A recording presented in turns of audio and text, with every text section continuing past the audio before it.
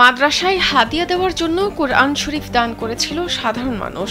সেই কোরআন মাদ্রাসায় না দিয়ে বইয়ের দোকানে বিক্রি করেন এক ব্যক্তি। বইয়ের দোকানে 4টি কোরআন বিক্রি করতে দেখে সন্দেহ হয় স্থানীয়দের।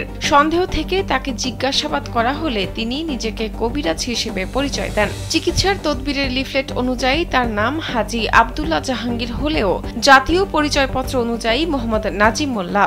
এনার নাম হচ্ছে নাজিম মোল্লা। তার চিকিৎসায় লেখা আছে কবিরাজ হাজী আব্দুল্লাহ জাহাঙ্গীর হুজুর, কিন্তু ওনার আইডি কার্ডের সঙ্গে কোনো মিল নাই, ইনি কোনো হাজিও না। নীল মজাদার গোলমার্ক বক্স, কুরমুরে বাড়িতে ফুরফুরে লাইফ। বৃহস্পতিবার দুপুরে রাজবাড়ীর পাংশা পৌর শহরের সাব রেজিস্ট্রার কার্যালয় এলাকায় তাকে আটক করে সাধারণ জনগণ। যে প্রতিষ্ঠানের কথা বলে অভিযুক্ত ব্যক্তি অনুদান তুলছিলেন তাদের সাথে যোগাযোগ করা হলে তারা বিষয়টি অস্বীকার করেন বলে জানান স্থানীয়রা। মোশাররফ ভাইয়ের মাদ্রাসা, আরেকটা হলো সিদ্দিক আব্দুল বারি ভাইয়ের মাদ্রাসা।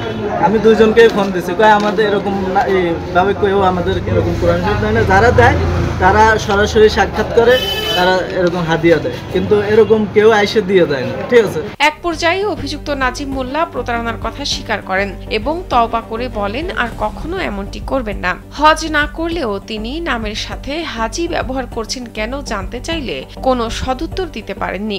হাজী জাহাঙ্গীর লেখা, আপনি তো হজও করলেন না। তাহলে আপনি আপনার কি নাম বলেন, প্রকৃত নাম? নাজিম মোল্লা। তাহলে এখানে যে জাহাঙ্গীর নাম দিছেন, তাহলে তো নামেও মিল হলো না আপনার। না, ওনারা ভুল করেছে, হাজি দিয়ে নাজিম ভুল করেছে। কারা ভুল করছে? এই ভুলটা কে করছে? ওই নাঙ্গলবান্ধার উনি কে? আপনি ওই ভুল জিনিসটা কেন কালেকশনের জন্য গেছিলেন আমার কাছে, যে আমি অসহায় মানুষ, আমার কিছু টাকা উঠায় দেন। স্থানীয় এক মাদ্রাসার মুহতামিম জানান, এই ব্যক্তি কিছুদিন আগে তার প্রতিষ্ঠানে গিয়ে ধর্মের ও মাদ্রাসা মসজিদের কথা বলে সাহায্য চান। তিনি তখন প্রতিষ্ঠানের ছাত্রছাত্রীদের কাছ থেকে টাকা তুলে 900 টাকা দেন এই ব্যক্তিকে।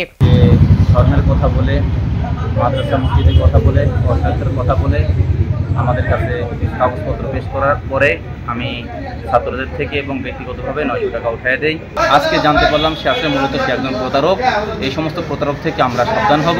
অভিযুক্ত মোহাম্মদ নাজিম মোল্লা মাগুরা জেলার শ্রীপুর থানার হরিন্দি গ্রামের মোহাম্মদ আকামত মোল্লার ছেলে। স্থানীয়রা পরবর্তীতে তাকে পাংশা থানা পুলিশের কাছে সোপর্দ করেন। শাহনাজ পারভিন, কালবেলা।